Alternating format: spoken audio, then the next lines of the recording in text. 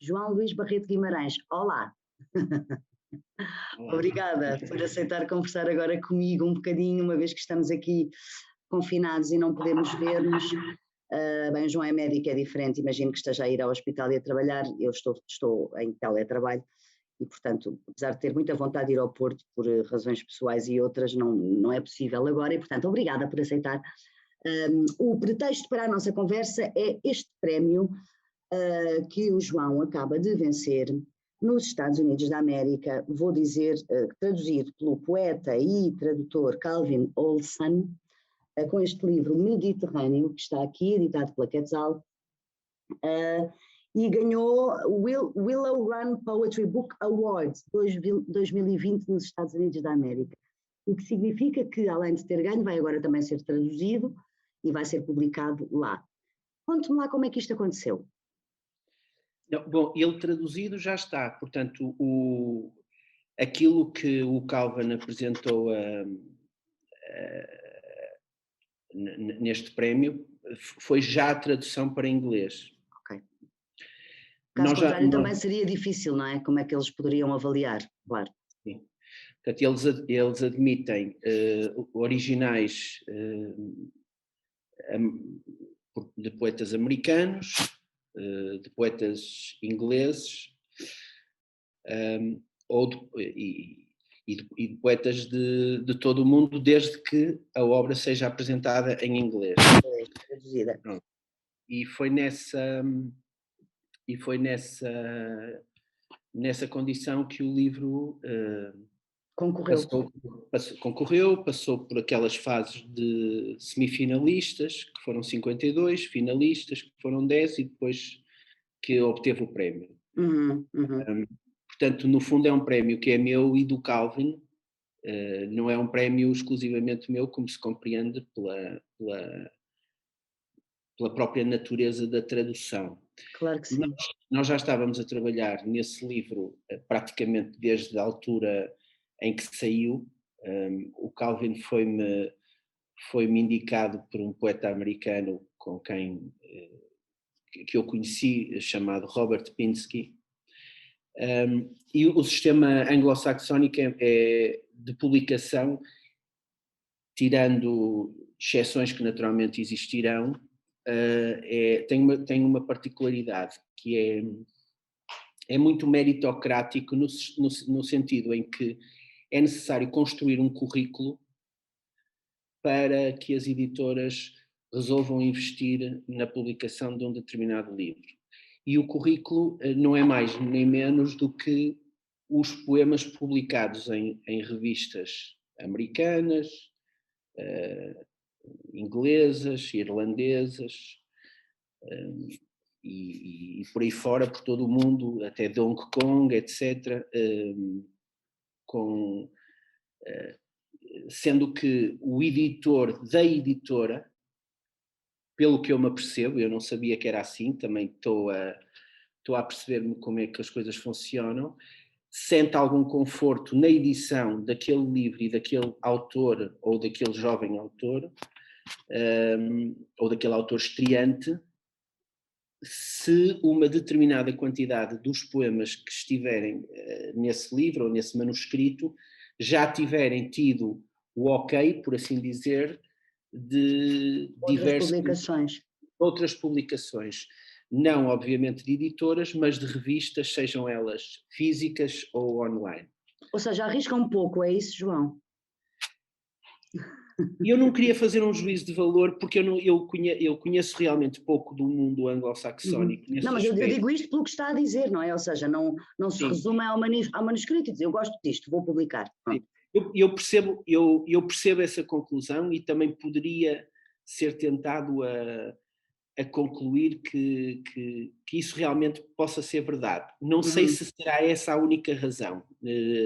Nunca conversei, ou não conversei suficientemente ainda com editores para perceber qual é a razão. Poderá ser meramente a tradição anglo-saxónica que seja assim. O que é um facto é que, depois de algumas experiências de tradução com outros livros anteriores e com outras tradutoras, como por exemplo a Anna Hudson, a Ana Lisa Nash Fernandes, Comecei a trabalhar com o Calvin e o que é uma experiência muito, muito interessante, a experiência da tradução, porque quem percebe um pouco da língua de chegada tem sempre, principalmente o autor, se é o caso, tem sempre uma tentação de tentar, de tentar interferir no objeto final. Dar umas sugestões e tal. Pronto. Isso não me acontece quando, por exemplo, o Mediterrâneo foi traduzido para polaco, e a antologia O Tempo Avança por Sílabas, que tem 100 poemas de 10 livros, foi traduzido para croata, e já Era vários difícil. pronto, e já Seria agora difícil nesses casos dar palpites, não é? outros poemas foram traduzidos para catalão e foram traduzidos para alemão, etc. E aí, e agora, por exemplo, ainda esta semana estive a responder a algumas dúvidas da tradutora coreana, da Coreia do Sul, e eu nesse caso concreto limito-me a responder às perguntas que me fazem, tentando clarificar imagens ou significados ou alusões. Mas neste caso, quando são as línguas românicas ou quando é o inglês, eu tenho sempre uma tendência de trabalhar no sentido de duas coisas estarem presentes no objeto final, que é o ritmo, que eu faço alguma questão de que a tradução do ritmo seja muito próxima, e as imagens. Tudo o resto, as palavras, eu tenho a clara noção de que é necessário encontrar equivalentes e, por exemplo, quando são palavras homónimas que têm duplo sentido no português, por vezes é possível encontrar um jogo em inglês, outras vezes não é. Mas tudo isto para dizer o quê? Que feita aquela abordagem inicial em que eu fico tranquilo por perceber que as imagens estão lá, a maior parte possível dos extratos e dos duplos sentidos também está lá, ou pelo menos há uma procura. E a música, nomeadamente o ritmo, está lá, porque a música das palavras, normalmente, de uma língua para a outra, as línguas têm esta magia das aliterações normalmente aparecerem quando são transferidas para uma outra língua. Estando isto assegurado, realmente o autor tem que se desligar e entregar ao tradutor e confiar no tradutor. Mas, em todo o caso, como nós tínhamos aquele currículo para construir de edições, normalmente o que acontece aos jovens autores americanos é eles começam a publicar poemas e vão acumulando 5 poemas, 10 poemas, 15 poemas publicados numa revista, ou 2, 3, 4, 10 revistas, e partem para o livro.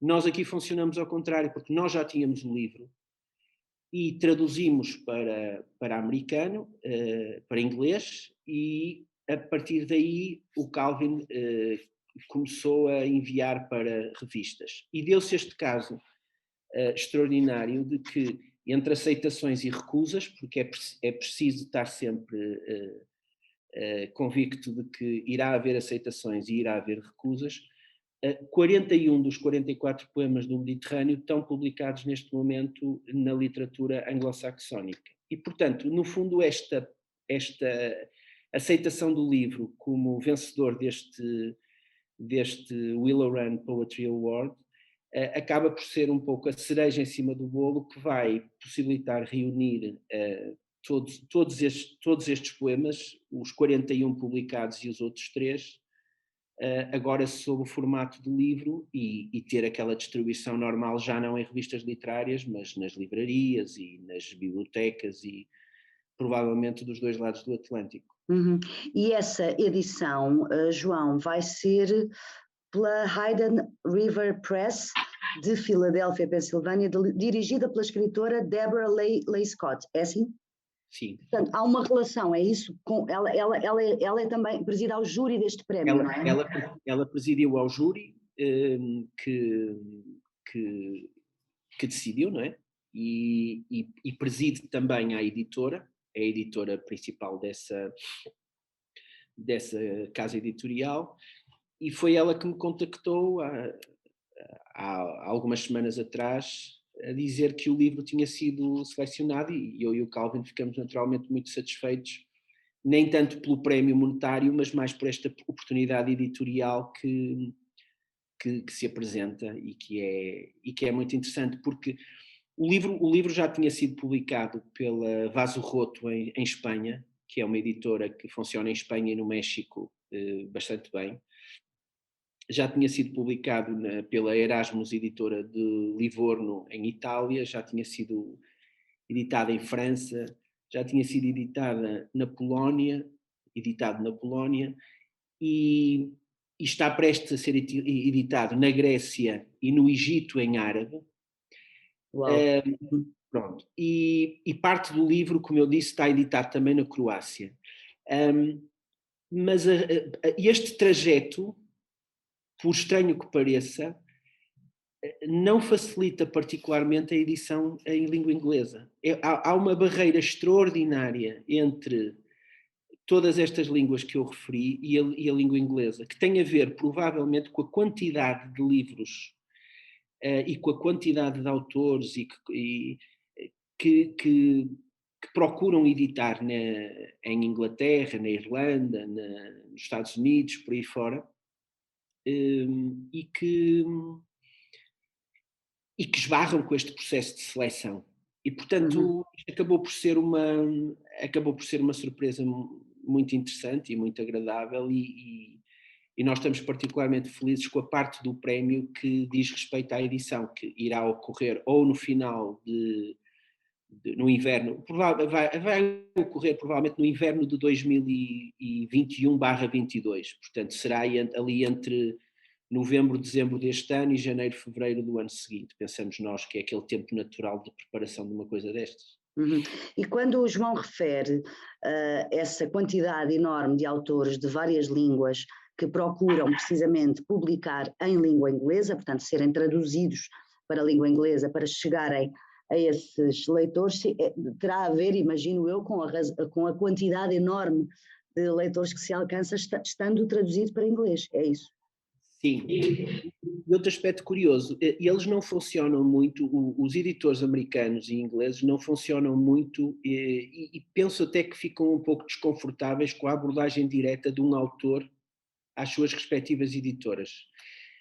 Há duas maneiras, até para quem nos está a ouvir e pretender fazer qualquer coisa como isto, há duas maneiras preferenciais para abordar os editores americanos e ingleses, que é ou através do próprio tradutor, que é uma das maneiras, um dos modos mais que eles mais apreciam, e quanto mais consagrado for o editor, quanto mais consagrado for o tradutor e vias abertas já tiver com as editoras, mais fácil se torna eles lerem o manuscrito, não quer dizer que o publiquem, mas lerem o manuscrito.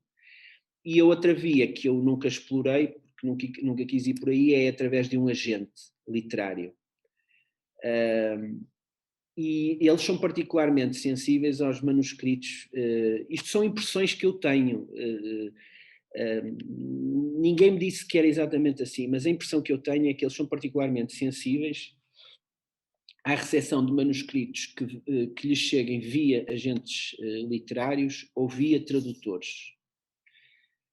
E daí que os tradutores, mas isso também noutras línguas, sejam uma peça fundamental em todo este percurso que temos estado aqui a falar. E realmente eu tive a felicidade de encontrar o Calvin, que é um tradutor muito, muito ativo, e ele próprio também poeta, o que facilita muito a construção de uma linguagem na língua de chegada. E ele o João sabe do que fala, desculpe interrompê-lo, o João sabe do que fala, porque também traduz, não é? É também, além de poeta, também é tradutor. Sim, e tem uma ideia muito concreta de como deve soar, ou o que deve ser um poema em língua inglesa, porque parte das descobertas que tenho feito dos poetas mundiais que me interessam, eu recepcionei-os através da língua inglesa. há um momento na minha, no meu percurso como leitor em que eu praticamente devoro tudo o que o século XX português proporcionou a nível de literatura. Mas em Portugal, por exemplo, ao contrário do que acontece em Espanha, não há uma grande tradição ainda, começa cada vez mais a crescer, mas não há ainda uma grande tradição, provavelmente porque não há mercado e não há leitores. Há sempre essa variável do dinheiro e do investimento que tudo isto acarreta, e aí as editoras independentes têm feito um trabalho notável a esse nível, mas não há ainda tanta tradução quanto seria desejável. Uhum. E isso até influencia particularmente um dos caminhos mais fortes da poesia portuguesa contemporânea, que seria toda uma outra conversa.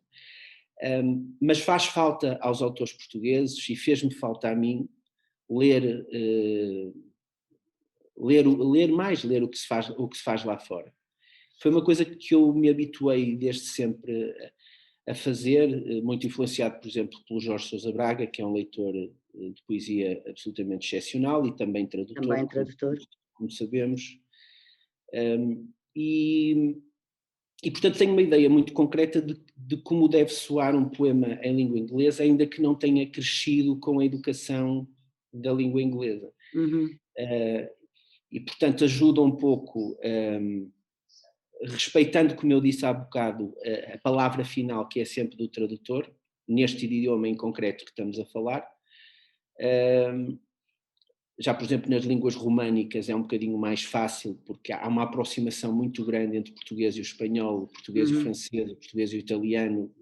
Por aí é mais até quase uma questão de ritmo, e o tamanho das palavras é diferente de uma língua para a outra, e portanto às vezes é necessário introduzir certos artifícios ou retirar, fazer pequenas concessões, mas basicamente é um tradutor competente de língua espanhola, de língua francesa ou de língua italiana consegue muito facilmente transformar um poema português para qualquer uma dessas línguas. Imagino que o romeno também possa ser uma coisa parecida.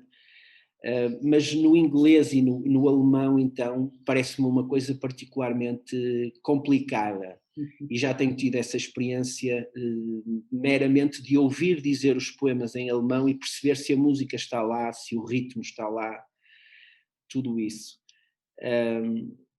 E pronto, com o inglês a experiência tem sido essa, e tem sido interessante, e eu tentei envolver-me até ao ponto em que percebi que o poema ainda era meu, mas rapidamente percebi que há uma altura a partir do qual já assim não é e tem que se deixar ir. Uhum. Recebeu, portanto, a notícia deste prémio pelo telefone, pela presidente do júri. Como é que foi? Por acaso foi por e-mail. Foi por e-mail. Fiquei muito surpreendido, é um misto de alegria e de surpresa, porque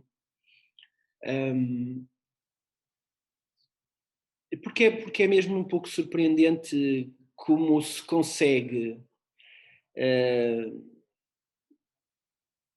em tantos manuscritos apresentados, e isto independentemente do valor do livro, porque eu tenho consciência que o livro já tinha sido premiado com o Prémio Ramos Rosa, e portanto naturalmente que os poemas que lá estão já foram avaliados sobre o signo de uma certa qualidade. Não é essa a questão. A questão é que na tradução é necessário construir todo um outro universo e toda uma outra linguagem que tem que funcionar poeticamente, e portanto, se fôssemos a escalpelizar tecnicamente, não só tem que funcionar do ponto de vista da beleza, como tem que funcionar do ponto de vista do conteúdo e de todas estas características que constituem o ofício da literatura poética. E é surpreendente que o livro tenha agradado na sua tradução, não sei se, ainda não conversei com a editora, mas não sei se a editora tem alguma noção do português ou das línguas latinas, porque o manuscrito foi apresentado de forma bilingue, não sei se de alguma forma isso poderá ter contribuído, mas quando começamos a ver que havia numerosíssimos, nós não tivemos acesso à lista dos manuscritos que foram enviados, apenas aos 52 semifinalistas e depois à lista dos 10 finalistas. E quando constatamos a proveniência das obras que ali estão, não se pode deixar de sentir uma certa alegria e uma certa, misturada com uma certa surpresa, porque realmente, dito de uma forma curta e rápida, é um feito notável. Boa, João, parabéns. Qual era a proveniência dos outros concorrentes ao prémio? Assim, alguns exemplos. Olha, tinha dos 52 finalistas, a maior parte era americana, Uhum. também ingleses, África do Sul, e depois havia traduções do Japão, havia traduções da Suíça, da China, da Índia. A Índia não sei se seriam traduções, se seria em inglês. Diversificado, enfim, não é? Era bastante, mas havendo americanos também tem a sua graça.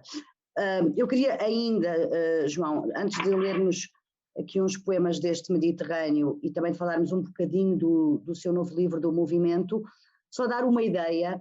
O livro chama-se Mediterrâneo, aponta-nos para um lugar, não é? Uma geografia, mas aqui no fim do livro está escrito, vamos ver, eu estava a ver há pouco, poemas escritos entre 2012 e 2015 em Lessa da Palmeira, Venade, Torre da Medronheira e em algumas cidades europeias, lá está. Portanto, há alguns poemas deste Mediterrâneo que se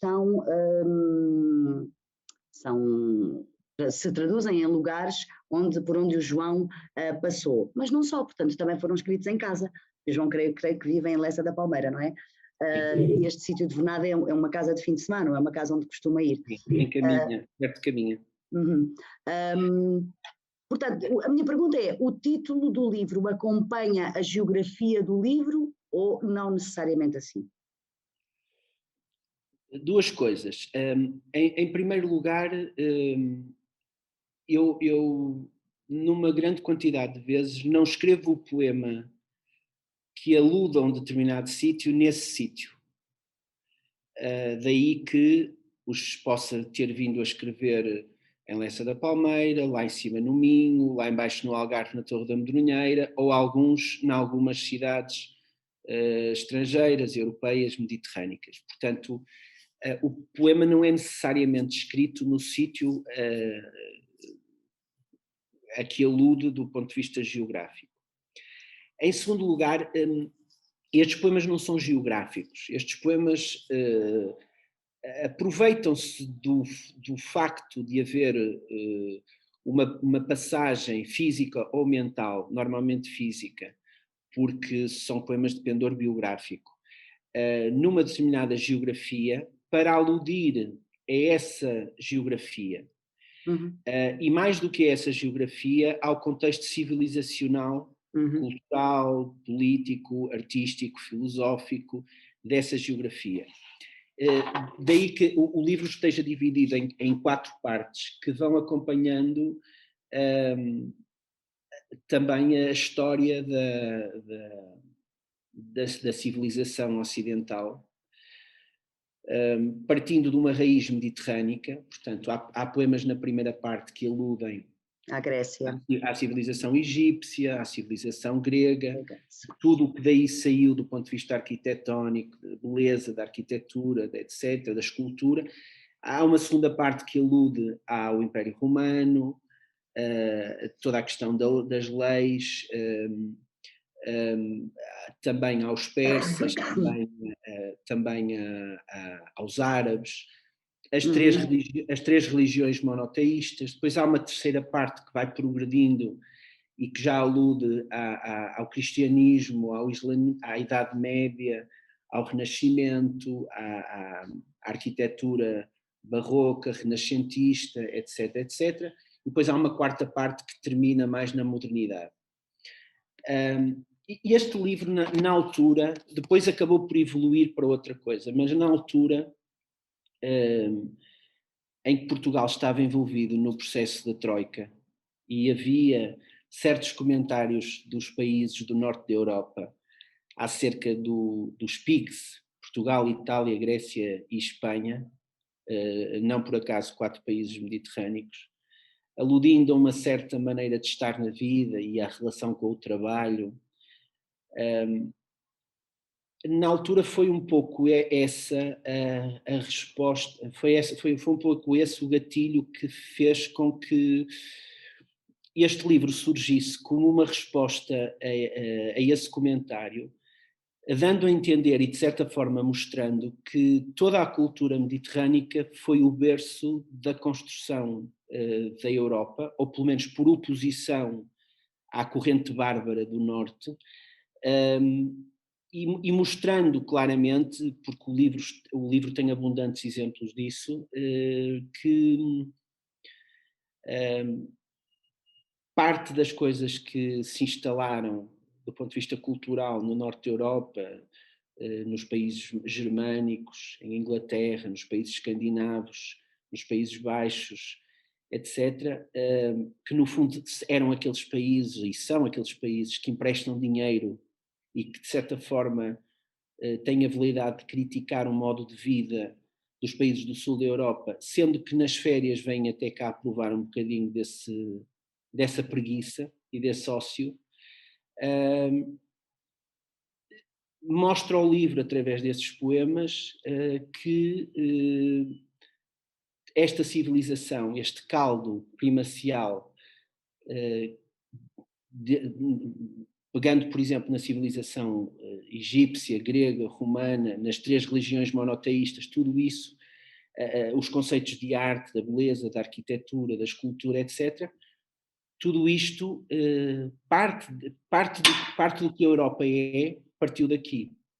E essa foi a razão íntima e secreta para a estruturação do livro desta forma. Depois, claro que as coisas evoluem para uma complexidade diferente, porque começam a chegar poemas de todo lado, começam a chegar memórias. O livro foi escrito durante 3 ou 4 anos, já não me lembro, e portanto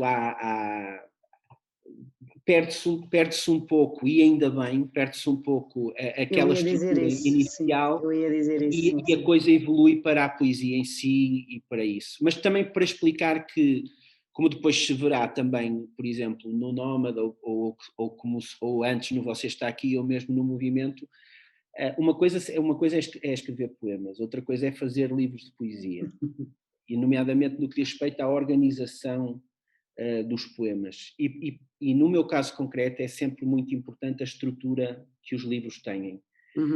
E não por acaso a estrutura é organizada de 1 a 4 em numeração romana, e parte daquilo que eu expliquei, de que eu falei um pouco há bocado. E foi assim que nasceu o Mediterrâneo. Muito bem. Então, João, se calhar, porque já vamos aqui com um bocadinho de tempo, com algum tempo de conversa, vamos passar a ler. Eu convidava-o a começar. Lia, escolha um poema para ler aqui do livro, não sei, tendo em conta. Para o João ler? Sim. Pode ser. Deixa-me lá pôr aqui os óculos.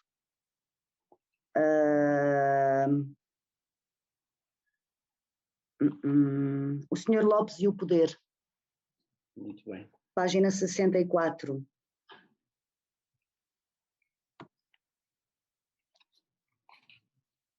O Sr. Lopes e o Poder. Ao Lopes não foi difícil aceder ao poder, porque o Lopes é pequeno, e para se subir mais alto basta ser muito pequeno. Quem por natureza é grande jamais será o primeiro, já o Lopes ganha sempre, mesmo quando é em terceiro. Se hoje o Lopes está lá em cima, é por não ser bom em mais nada. É sendo incompetente que se ascende ao poder, exceto quem cumpre de pé sobre quem sobe deitado. Uhum. Eu tenho aqui vários poemas marcados, mas deixa-me lá ver aqui. Eu gosto muito deste que está na página 56, porque me parece biográfico, autobiográfico, João. Não sei se estou enganada. O João é médico, não é? Além de poeta e tradutor, é importante fazer esta nota para quem não tem esse dado. Quer ler este poema da página 56? Sim. Aula de Anatomia do professor Carl Brewing. Envolta em panos cirúrgicos, um cheiro intenso a formol, esta mulher desconhece o que lhe fazem ao corpo. Mrs. Riley, are you there? May I call you Mrs. Riley? Um cadáver não responde. Nem este, nem nenhum dos outros que, doados à ciência, vão permitir avançar de onde esta vida parou. Are you still there, Mrs. Riley? May I recall you, Mrs. Riley? Mrs. Riley já não está. Para trás deixou o corpo à guilda de cirurgiões, não para dissecar um membro como usava Dr. Tulpe, antes recriar o seio que a doença levou. No Teatro Anatómico da Universidade de Bristol, a memória dos mortos está na atenção dos vivos. Are you still there, Mrs. Riley? Shall we call you Mrs. Riley? Num instante, Mrs. Riley estará de novo completa. Nas mãos do professor Brewing, será como repetir Deus. Nas mãos do professor Brewing, será como repetir Deus. Vou ler um poema da página 46, às 10h10. Em Malta, o dia acontece sempre pela faixa do lado. Coisas que foram ficando da condução inglesa. Na cidade de Medina, a igreja usava 2 relógios. Um mostrando a hora certa para chamar os fiéis, o outro a hora errada para enganar o diabo. O demo não deveria ater-se em assuntos do tempo. Mesmo se a hora parada acerta 2 vezes por dia, àquela hora a cidade escapava a um mau olhado. Quer Cristo, quer o relógio, esperavam-nos com um abraço aberto nas 10h10. Se calhar lemos mais aqui eu marquei também deixa-me lá ver aqui, se calhar destes mais do início. Eu gosto muito deste, da página 20, quer ler, João? Uhum. Porque nos remete aqui para a Odisseia do Homero. Uhum. Uma explicação possível. Foi com certeza um perfume. Um desses mais decotados, generosos, triunfais, o que atrasou Odisseu de regresso a Ítaca. Desses perfumes simétricos, orgulhosos, resolvidos, que obrigam o olhar a voltar-se para cheirar. Só pode ter sido isso. Foi de certeza um perfume. Um perfume como aquele deixava fazer quase tudo. É interessante, não é? O João usar esta ideia do perfume para falar da viagem do Ulisses. Muito bem, ficaram aqui algumas pistas de leitura sobre este livro Mediterrâneo, editado pela Quetzal, do João Luís Barreto Guimarães, que lançou recentemente, creio que em outubro, não foi, João? Em outubro, este livro, Movimento. Vamos falar brevemente dele. Como é que falaria deste livro, João?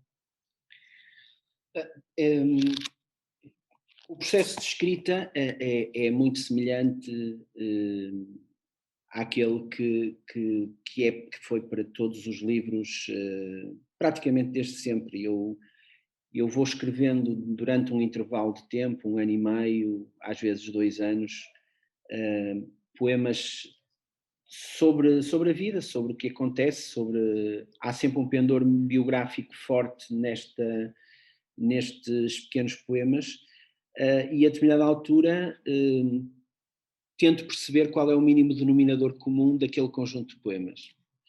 E neste caso concreto eu queria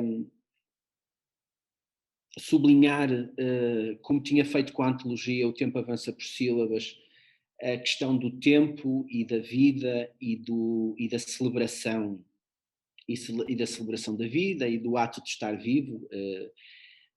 E pareceu-me que a palavra movimento, que ironicamente é agora algo que nos falta neste tempo de pandemia, devido ao confinamento, seria uma palavra que respondia ao mínimo denominador comum entre esses poemas, e de certa forma era a palavra seguinte a nómada, onde eu falei do nomadismo do pensamento e de um conjunto de temas fortes, uns topos da poesia que me tinham ocupado no trabalho anterior.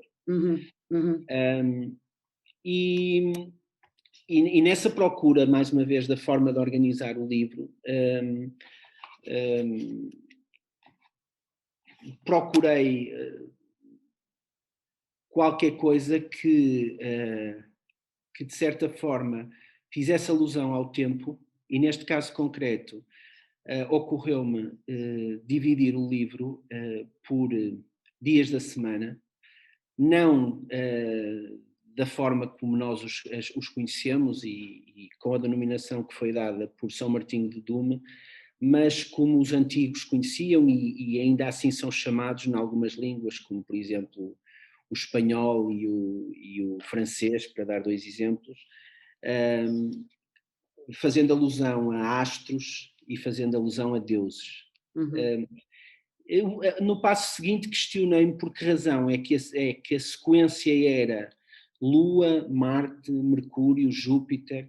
Por que razão é que a sequência haveria de ser assim? E fui tentar saber mais qualquer coisa acerca desses astros e desses deuses.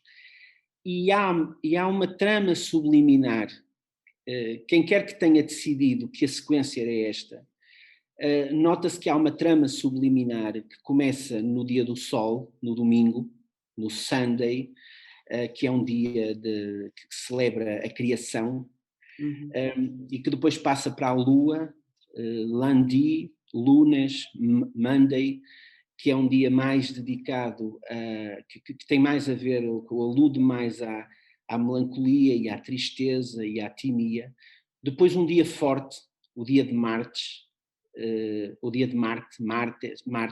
Mardi, que é a nossa terça-feira, que Marte é o deus da guerra e do impulso e da determinação, por oposição a essa timia e essa tristeza.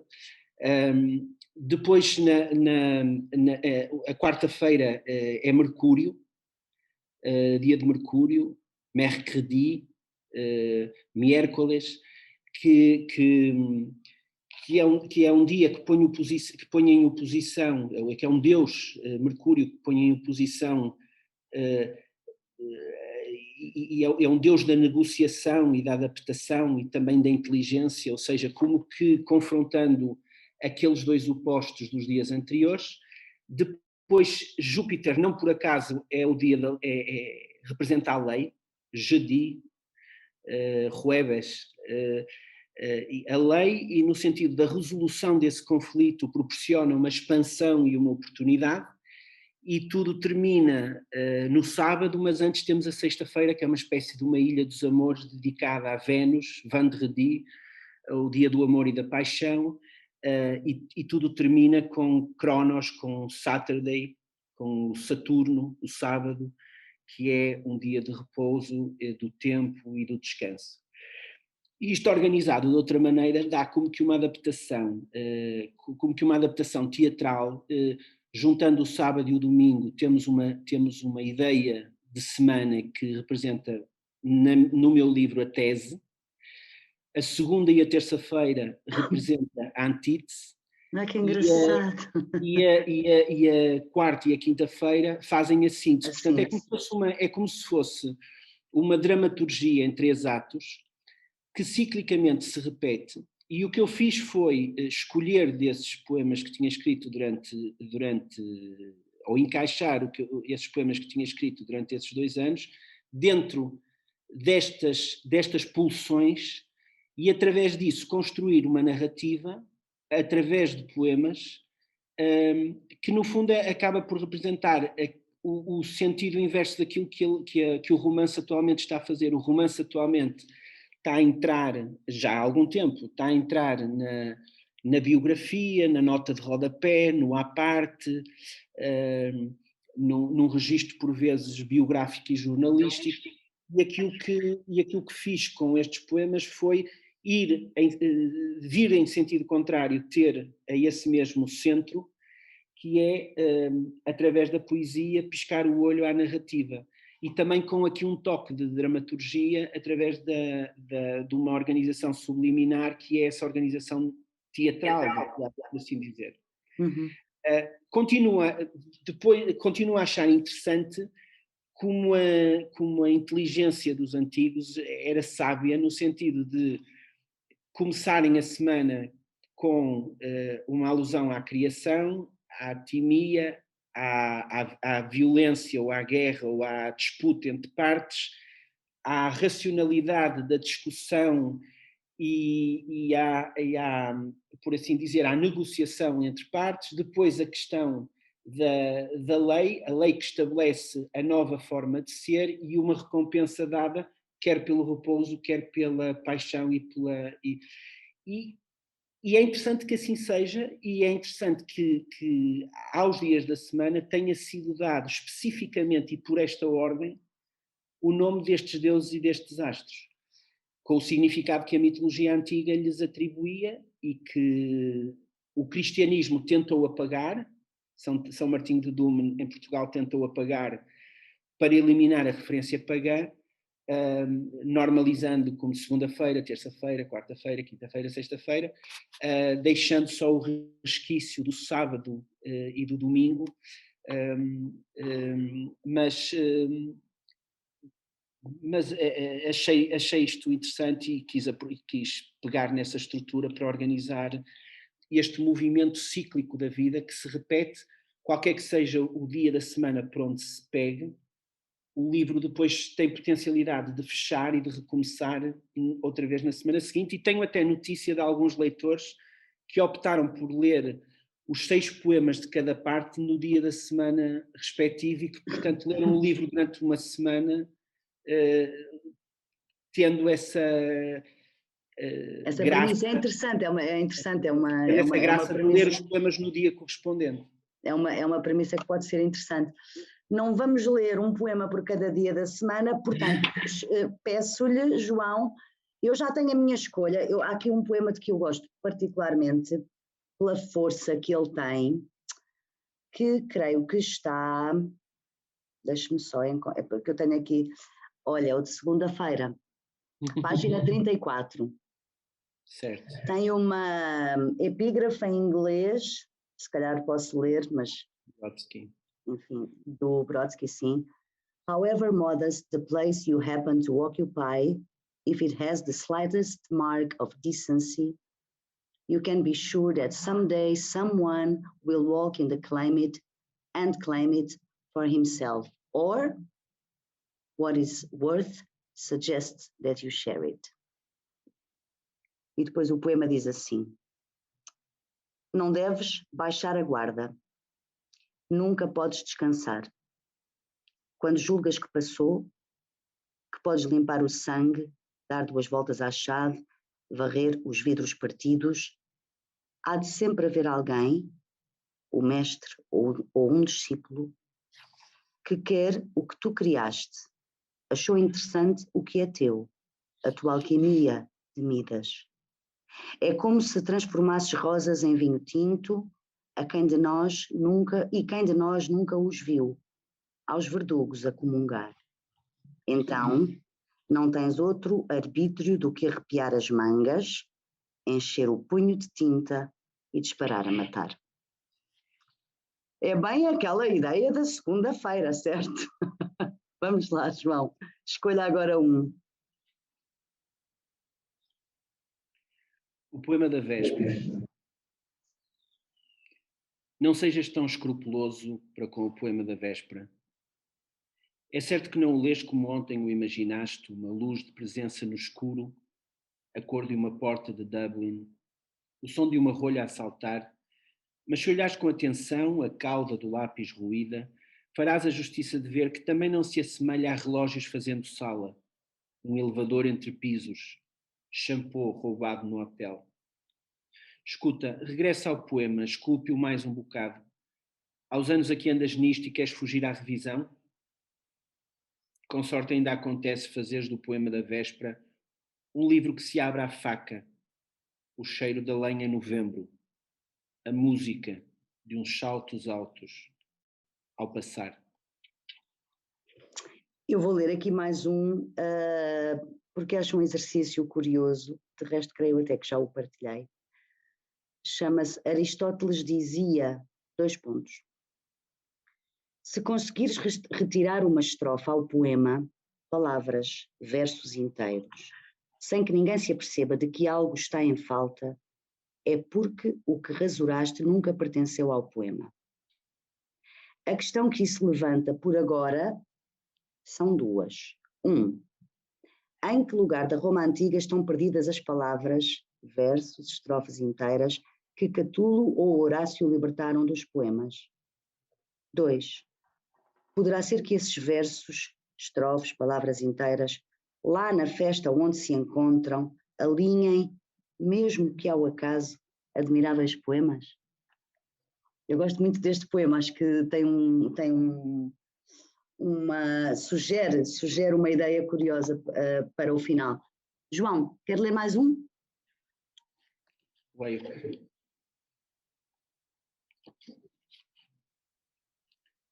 Não vai dar tempo para tudo. Não vamos poder assistir a todas as coisas do mundo. Não vai dar tempo para tudo. Um a um vamos ficar ateados na viagem, presos a coisas menores com a inútil desrazão de chuva a cair no mar, música de elevador, comida de avião. Não vai dar tempo para nada. Os dias sucedem-se aos dias como a cinza ao cigarro. Não, como escalas de piano treinadas à exaustão. Não, como a cinza ao cigarro. No final apenas tocamos as margens do que é importante, como no museu antigo diante dos velhos mestres. Passamos mais tempo a ler a nota ao lado dos quadros. João, obrigada mais uma vez por esta conversa, parabéns pelo prémio e até breve, esperamos nós, não é? Vamos lá ver se isto melhora. Muito obrigado. Beijinho, Raquel. Um beijinho, obrigada.